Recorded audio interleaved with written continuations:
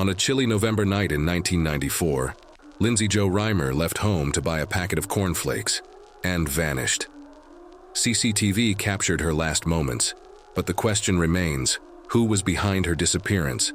Watch the video until the end and test your powers of deduction in the comments below.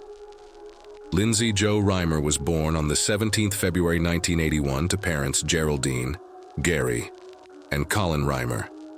Lindsay lived with her parents, older brother Daniel, older sister Kate, and younger sister Juliet, at a house on Cambridge Street in the town of Hebden Bridge, situated in the northern county of West Yorkshire in the UK, and made famous recently as the setting for BAFTA-winning BBC drama series Happy Valley. Lindsay was described by her mother Gary as a well-behaved, conscientious, and happy kid, a girl so well-organized and efficient that her family nicknamed her Safi, after the character in British sitcom Absolutely Fabulous, who displayed the same traits. She was a conscientious and popular student in Year 9 at the local Calder High School, and had expressed an interest in going to university to attain a degree once her high school education was completed. Lindsay had recently taken on a part-time job at local Four Boys newsagents, delivering newspapers to earn some money, at least in part to fund what her mum described as a developing interest in fashion. Lindsay's home life had not always been easy, though. The family-run pub in Rotherham had gone bust, and subsequently, under the strain of the resultant financial problems, her parents had separated. Following this, Lindsay, her brother Daniel, and father Colin lived separately from the rest of the family, in caravans at Lower Rough Head Farm, Hebden Bridge. For 2 years, Lindsay and Daniel shared one caravan, and Colin lived in another at the farm. Whilst Daniel apparently quite enjoyed the country lifestyle, and sometimes returned to help the farmer, he was sheep dipping the day before Lindsay's disappearance. Lindsay appears to have been less keen on it and missed her friends. However, her parents eventually reconciled, and the whole family was once again living together again by the time Lindsay disappeared in November 1994. On the evening of 7th November 1994, Lindsay was at home with Colin. Her sister Kate was 20 at the time and had already left home. Presumably, although it is not clear from information in the public domain, Daniel and Juliet, only a toddler at the time, were also at home on this evening. At approximately 10 p.m., Lindsay left the house on Cambridge Street to go to a shop and buy a packet of cornflakes, while her father Colin was having a conversation on the telephone, which commenced at 9:45 p.m., and so no words passed between them. On the way to the shop, Lindsay visited the Trades Club in Holmes Street, where her mum Jerry was out having a drink with a friend. Jerry offered to buy Lindsay a Coke, but Lindsay refused and left to continue her journey to the shop. CCTV at the Spar supermarket on Crown Street captures Lindsay buying a packet of cornflakes at 10:22 p.m. This is the last footage of Lindsay alive, and she appears to be acting completely normally, with no hint of any concerns.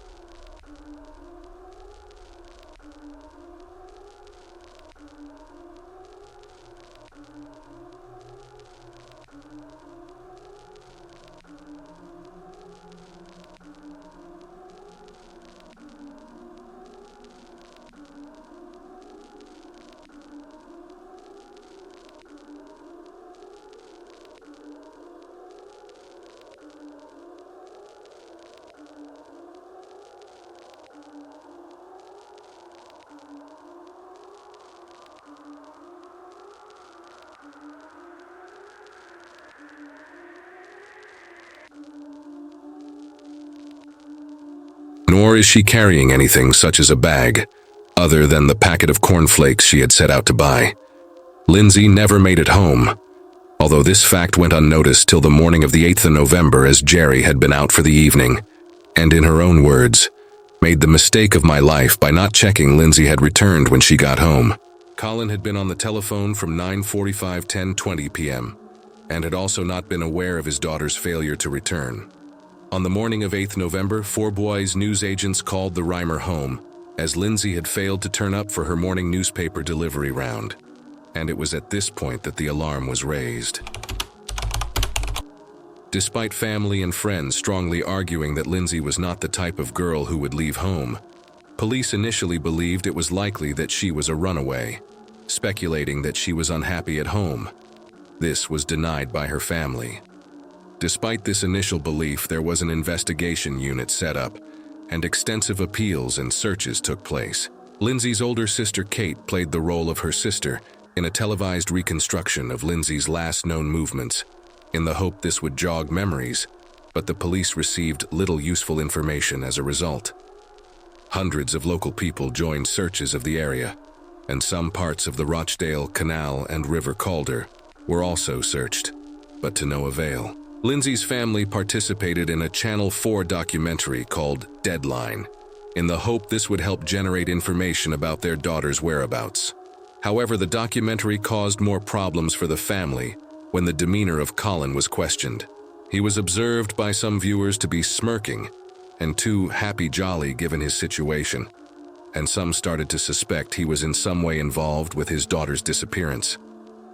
His wife Jerry supported him unequivocally and outlined how behind closed doors Colin was an emotional wreck, but his way of coping with the events was to put on a brave face and happy demeanor in public, as well as his observed smirking being a result of nerves at being in front of the camera.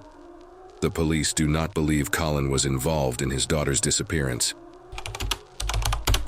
In the late morning of the 12th of April 1995, 5 months after Lindsay went missing, her body was found by canal workers dredging Rawdon Mill Lock 12 of the Rochdale Canal, approximately 1 mile from the center of Hebden Bridge.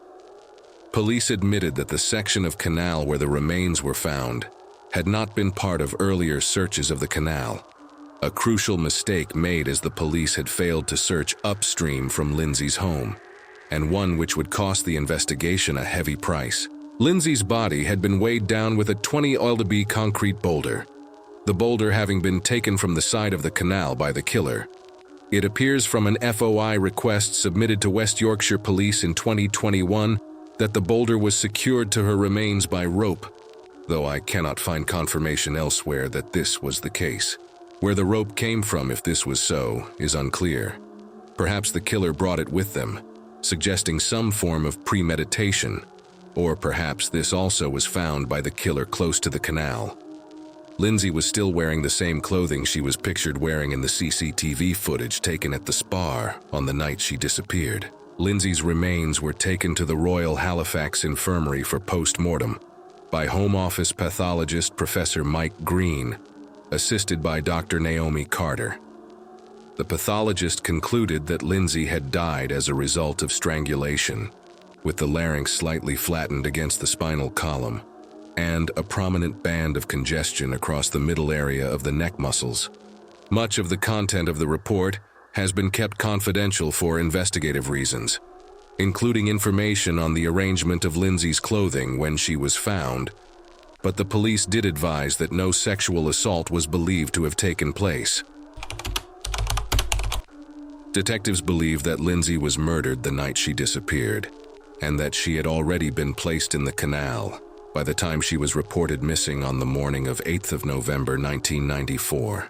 The part of the canal where her remains were found is situated fairly close to the Rimer family home, and so the police believed it likely that Lindsay was picked up by someone in a car on her walk home from the Spar shop. Probably someone she knew, given that she was believed to be a sensible and cautious girl who was unlikely to get into a car with a stranger. Police speculated that, whilst it was likely she knew her killer, Lindsay could have met him as recently as a few nights before her death, at a bonfire night celebration in the town on 5th of November. Close to the area of the canal where her remains were discovered was a working mill factory, now long since closed and demolished, where detectives theorized the killer, sexually attracted to Lindsay, had taken her with the aim of some form of liaison, and when rejected, he killed her, possibly by mistake. In the 3 decades since Lindsay's murder, police have spoken to over 5,000 people, taken hundreds of witness statements, and examined over 1,200 vehicles. Lindsay's murder was investigated as part of Operation Enigma, a national inquiry that reviewed the unsolved murders of 207 women across Britain, which eliminated any link between Lindsay's murder and others. In 2016, police confirmed that a DNA profile, believed to be that of Lindsay's killer, had been isolated by a team of Canadian forensic specialists. 2 arrests were made in 2016 and 2017, but neither man has been charged, and given the availability of a DNA sample to test against it, appears likely they have been eliminated. Police clearly believe that Lindsay was killed by someone she knew, but other possibilities have investigated or proposed by outsiders over the years, and I have summarized the main theories below. Honda Man.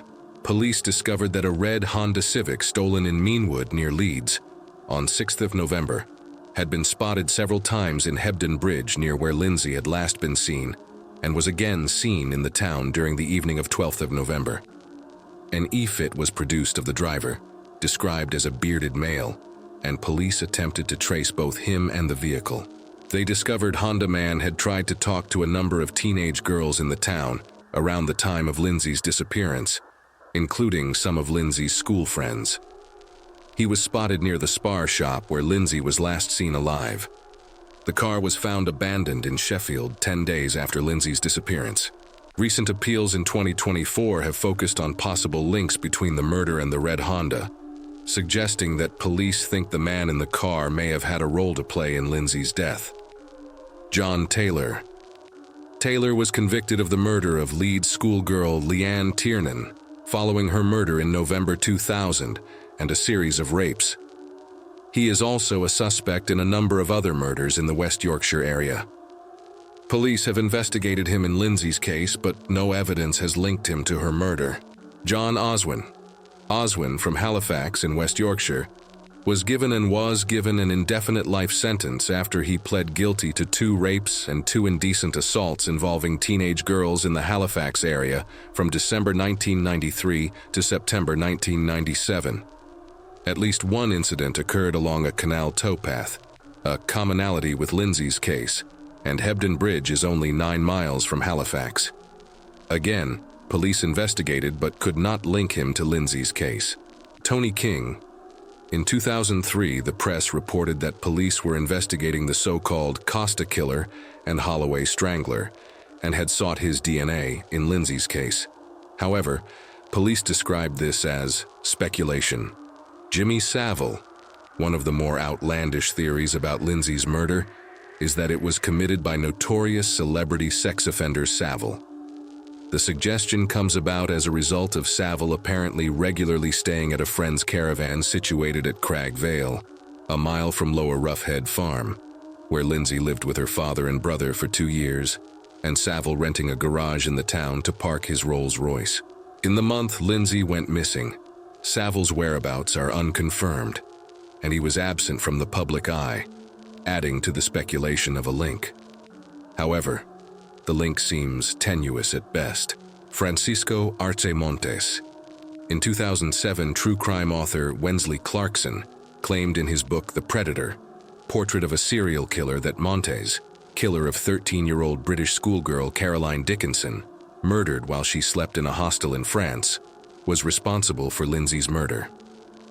Clarkson claimed that he was told by a retired police officer that Montes, working as a waiter in London in 1994, had visited York and was on a hunting trip in the West Yorkshire area on the date of Lindsay's disappearance.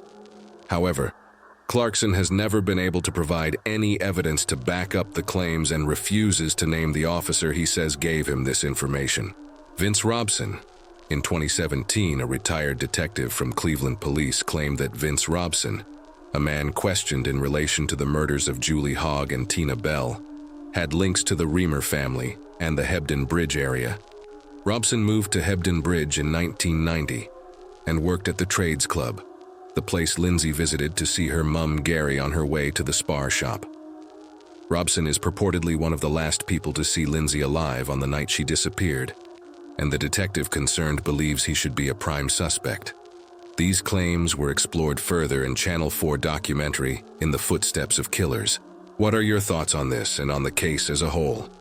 Do you think one of the suspects listed above is likely? Was Lindsay killed by someone she knew?